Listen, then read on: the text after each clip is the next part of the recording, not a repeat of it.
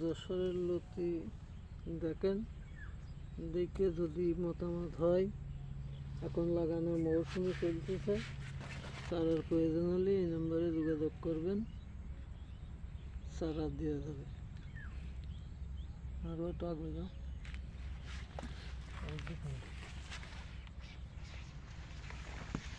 যশোরের বিখ্যাত লতি গাছ চারা প্রয়োজন এই নাম্বারে ফোন করবেন। এখন মৌসুমে চলতেছে, লাগানোর এখন পুরো একটা মৌসুম চলতেছে। এখন লতি একটু কম, এখন শীতের সময় একটু কমই হয়। নিচেই শীতের সময় একটু কম হয়। এখন পুরো মৌসুম চলতেছে। এখন চারার কারো প্রয়োজন হলে, লাগানোর ইচ্ছে হলে এই নাম্বারে যোগাযোগ করবেন, চারা পাওয়া যাবে।